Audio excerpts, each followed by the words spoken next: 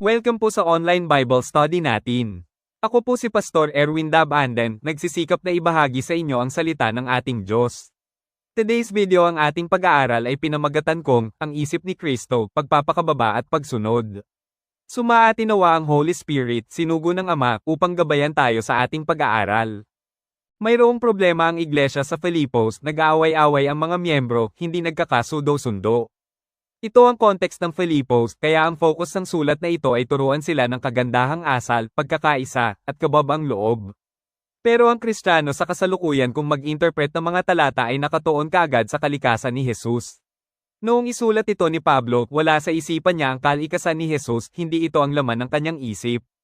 Ang isinusulong ni Pablo ay hindi pag-aaral tungkol sa binubuo ng tatlong persona ang isang Diyos, kundi pagpapakumbaba. Ang isip ni Kristo ay hindi pag-angkin, hindi pagkapit, hindi pagmamataas. Kaya ito ay kabaligtaran ng ideyang si Kristo ay co-equal at co-eternal ng Ama. Kung siya ay katumbas ng Ama, bakit kailangan niya pang magpakumbaba? Kung siya ay Diyos mismo, kanino siya nagpasakop? At bakit siya nagpakababa hanggang kamatayan? Ang layunin ni Pablo ay malinaw, ang hubugin ng asal at pag-iisip ng iglesia, pagkakaisa, kababang loob, at kusang pagsunod, gamit ang halimbawa ni Kristo. Mga kapatid, sa panahon natin ngayon, ang pinakamalaking banta sa pagkakaisa ng iglesia ay hindi panlabas na pag-uusig kundi panloob na pagmamalaki at pagkakanya-kanya. May kanya-kanyang opinyon, kanya-kanyang gustong mangyari, at kanya-kanyang interpretasyon ng tunay na paglilingkod. Sa Filipos Kapitulo 2 versikulo 5 hanggang 11, ipinakita ni Pablo ang solusyon, ang iisang pag-iisip na nasa kay Kristo Jesus. Kapag nahulma ang ating isip sa isip ni Kristo, natural na susunod ang ating puso, ugali, at buhay. Bagamat hindi ito ang layunin ni Pablo na ituon ang pag-aaral sa kalikasan ni Jesus, sasamahan natin sila sa direksyon na ito para labanan ng mga fake news o maling pangunawa ng Biblia. Madalas rin itong ginagamit sa mga debateng doktrinal, lalo na tungkol sa kalikasan ni Kristo. Ngunit bago natin tanungin kung sino si Kristo sa pilosopikal na paraan, dapat muna nating tanungin kung bakit ito isinulat ni Pablo. Ang tanong, ano ang isip ni Kristo na dapat nating tularan? Unang punto. Ang layunin ni Pablo, baguhin ang isip ng mga mambabasa tulad ng kay Kristo. Sabi ni Pablo, magkaroon kayo ng ganitong pag-iisip. Hindi niya sinabi, maintindihan ninyo ng eksakto ang kalikasan ni Kristo, kundi tularan ninyo ang disposisyong ipinakita niya. Mindset ng pagkakaisa. Mindset ng kababang loob. Mindset ng kusang pagpapasakop. Sino ang modelo? Hindi si Pablo, hindi si Pedro, hindi mga leader ng iglesia, si Kristo mismo. Ang mindset ni Kristo ang antidote sa lahat ng inggit, bangayan, kompetisyon, at pagmamataas. Kung ang kalikasan ni Jesus ang nasa isipan ni Pablo, bakit hindi niya sinabi, pag-isipan ninyo ang kalikasan ni Kristo? Sa halip, sinabi niya, magkaroon kayo sa inyo ng pag-iisip na ito'y na kay Kristo Jesus din naman. Ang layunin ni Pablo kaya isinulat ito ay upang hikayatin ang mga tao na magbago ng ugali, lalo na ang pagmamalaki. Ang salitang ginamit ay phroneo, na ang ibig nabihin ay disposisyon, asal, at ugali. Kung ang talata ay nagtuturo na si Kristo ay Diyos na kapantay ng Ama sa kalikasan, paano ito magiging huwara na pwedeng sundin ng karaniwang mananampalataya? Tutularan ba nila ang pagiging Diyos ni Jesus? Para saan ang salitang, magkaroon kayo sa inyo ng ganitong pag-iisip? Sigurado ako na hindi ang kalikasan ni Jesus ang gusto niyang tularan ng mga tao kundi ang kababang loob. Sa makatuwid, ang talata ay tumutukoy sa etikal at hindi sa kalikasan. Ikalawang punto. Ang pagpapakababa ni Kristo, Filipos 2:6-8. 6. Na siya, bagamat nasa anyong Diyos, ay hindi niya inaring isang bagay na nararapat panangnan ang pagkapantay niya sa Diyos. 7. Kundi bagkus hinubad niya ito, at nag-anyong alipin na nakitulad sa mga tao. 8. At palibhasa'y nasumpungan sa anyong tao, siya ay nagpakababa sa kanyang sarili, na nagmasunurin hanggang sa kamatayan, oo, sa kamatayan sa krus. A. Nasa anyong Diyos, ngunit hindi ipinilit, verse 6. Ang, anyo, morph, ay kalagayan o katayuan. Hindi itong simpleng appearance, kundi status, prerogative, at karangalang galing sa Diyos. Si Kristo ay may mataas na posisyon bago siya nagkatawang tao.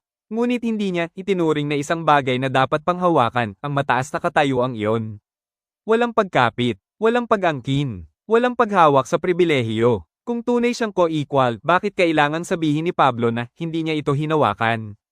Ang katayuan ay hindi niya inaangkin. Ibig sabihin, hindi siya intrinsikong kapantay ng Diyos kundi ibinigay lang sa kanya ang posisyon na iyon at hindi niya ito inangkin. Ito ay malinaw na kontra sa dogma ng Trinity na nagsasabing magkapantay sila eternally. Sa buhay natin, baligtad, kapag binigyan ng posisyon, mahirap bitawan. Kapag mayroon tayong karapatan, ipinaglalaban natin. Kapag napuri tayo, nasasanay tayo. Pero si Kristo, ang pribilehiyo, isinantabi. Ang karangalan, hindi binantayan. Ang status, di kapit tuko. Ito ang unang hakbang ng kanyang pagpapakumbaba.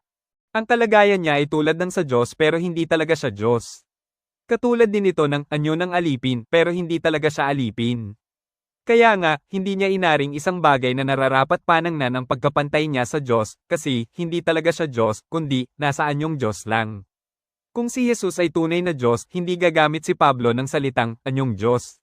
Iyong anyo ng Diyos na tinularan ni Kristo ay mayroong layunin, hindi ito basta ginasto lang niya. Si Jesus ang itinalagang tagapangasiwa ng lahat ng nilikha ng Diyos sa langit man o sa lupa, kaya't binigyan ito ng Diyos ng kapangyarihan para may magamit ito sa kanyang pangangasiwa.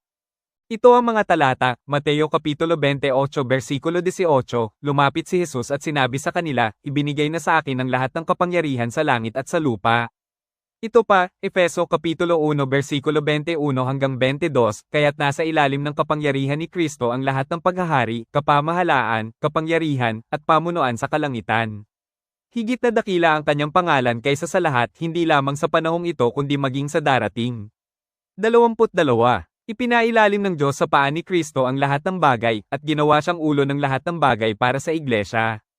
Katibayan ito na walang sariling kapangyarihan si Jesus, binigyan lang ito. Binigyan si Jesus ng Ama para may magamit ito sa pamamahala. Ipinasya kasi ng Ama na ipailalim sa autoridad ni Kristo ang lahat ng bagay, kaya't hinayaan ng Diyos na taglayin ito ang kanyang kapangyarihan para may magamit ito sa pamamahala. Kahit naman sa ating mga tao, sinong mamamahala kung walang autoridad? Pwede ka bang mamahala kung wala kang kapangyarihan na supulan nito? Ang autoridad ng tao sa pamamahala, saligang batas ang nagtatakda. Ang autoridad ni Jesus sa pamamahala, ang Ama, ang nagkakaloob. Kaya binigyan si Jesus ng kapangyarihan dahil may kalaban. Magiging walang kabuluhan ng pamamahala ni Jesus kung mas makapangyarihan pa sa kanya si Lucifer. Kaya nga, bagamat makapangyarihan siya na halos katulad ng sa Ama, hindi niya pinanghawakan ito at nakitulad sa tao.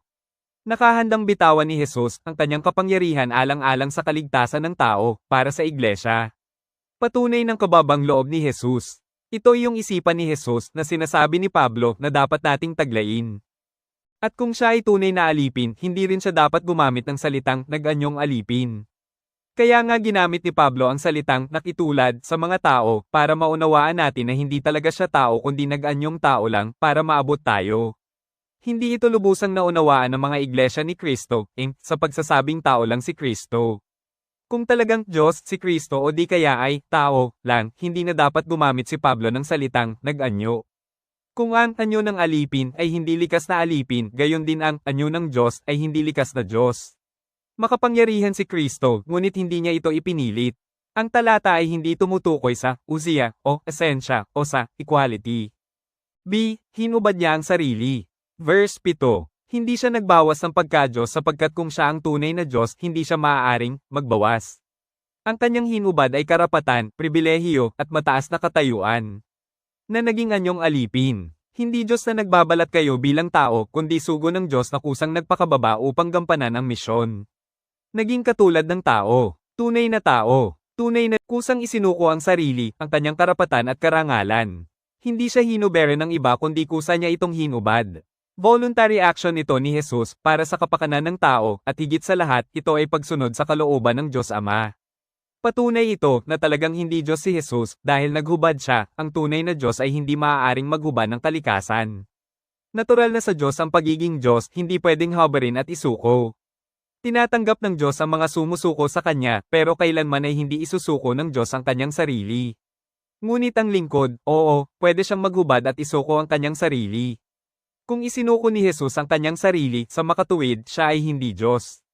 C. Naging masunurin hanggang kamatayan, verse 8, at palibhasa'y natagpuan sa anyo ng tao, siya ay nagpakababa sa kanyang sarili, at naging masunurin hanggang sa kamatayan, maging sa kamatayan man sa krus. Kung akala natin sapat na ang pagiging alipin at pagiging tao, may isa pang mas malalim, masunurin hanggang kamatayan. Hindi anumang kamatayan kundi kamatayan sa krus. Ang krus ay simbolo ng kahihiyan, sumpa, at parusa. Sa mata ng Roma, ito ang pinakamababang uri ng kamatayan. Sa mata ng Hudyo, ito ay isinumpang kamatayan. At doon dinala si Kristo, hindi dahil siya'y walang kapangyarihan, kundi dahil siya'y masunurin. Mga kapatid, ang tunay na kababang loob ay hindi ang pagsasalita ng mababang loob, ito ay pagsunod, kahit mahirap, kahit masakit, kahit ikaluji mo pa. Ang keyword dito ay masunurin. Kaya siya pumayag na maging tao kasi siya ay masunurin. Kaya siya pumayag na mamatay sa krus kasi siya ay masunurin. Walang Diyos na masunurin, siya ang nagpapasunod sa lahat. Ibig sabihin, si Jesus ay may sinusunod, indikasyon nito, mayroong mas mataas sa kanya. Ang Diyos ay hindi masunurin, siya ang nag-uutos, siya ang sinusunod. Mga kapatid, ang Diyos ay hindi namamatay. Pero si Kristo ay namatay. Kaya malinaw, ang namatay sa krus ay hindi Diyos, kundi si Kristo ang anak na ipinadala niya, ang taong pinuspos ng Espiritu. At bakit siya namatay? Sapagkat siya ay nagpakumbaba at naging masunurin. Kung siya ay co-equal na Diyos, kanino siya masunurin? Malinaw, sa Diyos Ama. Ang relasyon ay hindi co-equal persons kundi superior ang Ama at subordinate ang anak. Hindi pantay, kundi sugo ng Diyos. Ikatlong punto. Ang pagtaas ng Diyos kay Kristo, Filipos 2:9-11, siyam. Kaya siya naman ay pinakadakila ng Diyos at siya ay binigyan ng pangalang lalo sa lahat ng pangalan, 10. Upang sa pangalan ni Jesus ay iluhod ang lahat ng tuhod, ng nang-asa langit, at ng nang-asa ibabaw ng lupa, at ng nang-asa ilalim ng lupa, 11. At upang ipahayag ng lahat ng mga dila na si Hesukristo ay Panginoon sa ikaluluwalhati ng Diyos Ama. Kaya naman siya itinaas ng Diyos, Visham, hindi sinabi ng mga talata, itinaas niya ang sarili. Sa halip ay sinabi, pinakadakila, o itinaas ng Diyos. Ibig sabihin, may nagtaas, sino ang nagtaas? Walang iba kundi ang Diyos, may itinaas, sino ang itinaas? Si Jesus. Hindi nagsisinungaling ang mga talata, si Kristo ay itinaas ng Diyos. Malinaw ang pagkakaiba, may nagtaas at may itinaas. Indikasyon na hindi magkapantay ang Ama at ang Anak. Ang Ama ang pinakamataas sa langit at si Jesus ang pangalawa. Ang patunay nito, si Jesus ay naupo sa kanan ng Diyos na makapangyarihan sa lahat. Ang Ama ang nagtataas. Ang Ama ang nagbibigay ng pangalan. Ang Ama ang nagpaparangal sa masunuring anak.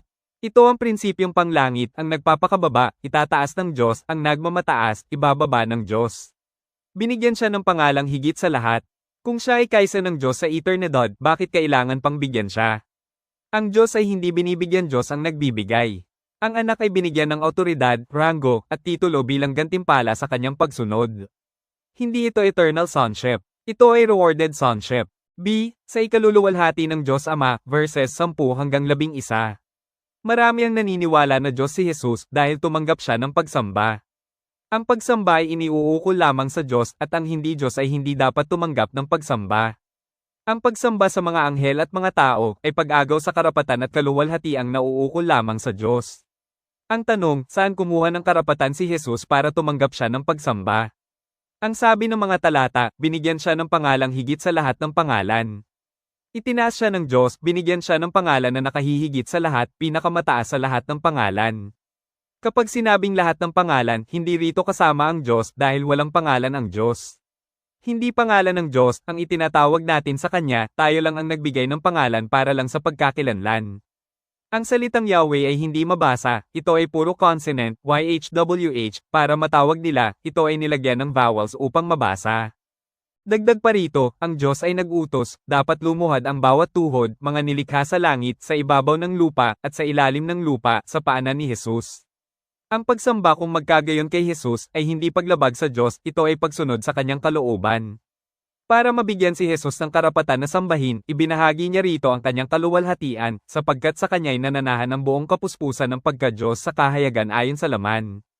Kolosas Kapitulo 2 versikulo 9. Niloob ng Diyos na manahanan kay Jesus ang buong kapuspusan ng kanyang pagka-Diyos upang magkaroon si Jesus ng karapatan na sambahin. Kung talagang Diyos si Jesus, hindi na mananahan sa kanya ang kapuspusan ng Diyos dahil nasa kanya na ito. Pinayagan ng Diyos na sambahin si Jesus dahil ang pagsamba sa Kanya ay pagbibigay kaluwalhatian sa Diyos. Diyos ang naluluwalhati kapag niluwalhati natin si Jesus. Tumanggap ng pagsamba si Jesus dahil hindi lang naman siya ang naluluwalhati, higit sa lahat, ang Ama. Sabi sa Juan Kapitulo 13 versikulo 31-32, pagkaalis ni Judas ay sinabi ni Jesus, ngayon mahahayag na ang karangalan ng anak ng tao, at sa pamamagitan niya ay mahahayag din ang karangalan ng Diyos. 32. At kapag nahayag na ang karangalan ng Diyos sa pamamagitan ng anak ng tao, ang Diyos naman ang maghahayag ng karangalan ng anak at ito'y gagawin niya agad. Nakikita natin ang kaluwalhatian ng Ama sa pamamagitan ng ministeryo ni Jesus, ito ang naghahayag ng kadakilaan ng Ama. Ang parangal ng Ama ang inaasahan ni Jesus, hindi ang parangal ng tao, at gagawin yon agad ng Ama sapagkat minamahal ng Ama ang anak. Karagdagan, Juan Kapitulo 5 versikulo 30, hindi ako gumagawa dahil sa sarili ko lamang. Humahatol ako ayon sa sinasabi sa akin ng Ama, kaya't matuwid ang hatol ko. Hindi ang sarili kong kalooban ang aking sinusunod kundi ang kalooban ng nagsugo sa akin. At upang ipahayag ng lahat ng mga dila na si Hesukristo ay Panginoon sa ikaluluwalhati ng Diyos Ama. Hindi lahat ng pahayag ng dila ay nagbibigay luwalhati sa Diyos. Merong pahayag na inaasahan ng Diyos sa atin, ito ang magbibigay sa Kanya ng kaluwalhatian. Ano yun? Kung ipapahayag natin na si Jesus ang Kristo at Panginoon. Hindi sinabi kung ipapahayag ng lahat ng mga dila na si Hesukristo ay Diyos.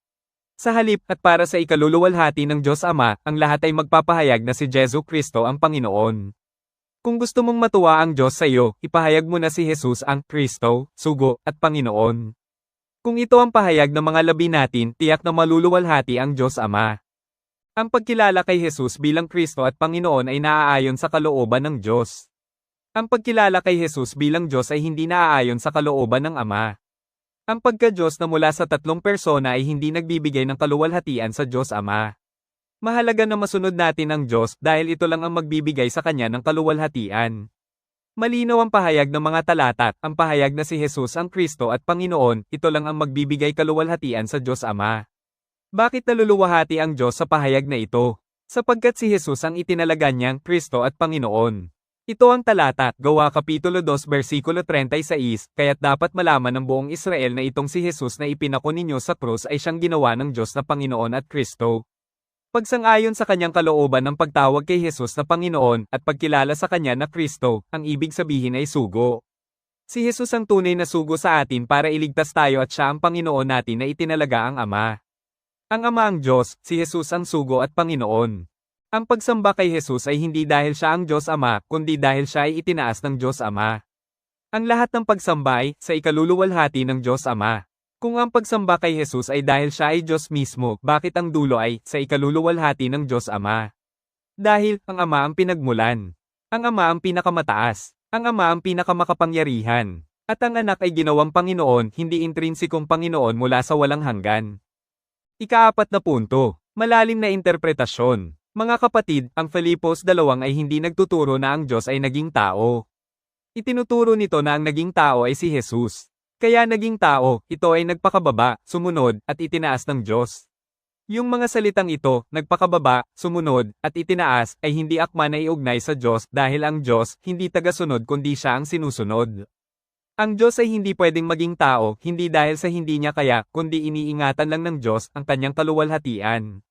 Hindi pwedeng magsama ang taong makasalanan at Diyos na banal. Kaya nga pinalayas ang tao sa Garden of Eden dahil nagkasala ito, hindi na ito karapat-dapat na makisama sa Diyos na punong-puno ng kaluwalhatian. Mas lalong imposible ang doktrinang hypostatic union, ang paniniwala na si Jesus ay nagtataglay ng dalawang kalikasan, fully God and fully human. Kung hindi pumayag ang Diyos na makasama niya ang tao, lalo namang hindi pwede na magsama ang Diyos at tao sa isang katawan. Imposibleng doktrina ito at hindi ayon sa loika ng banal na kasulatan.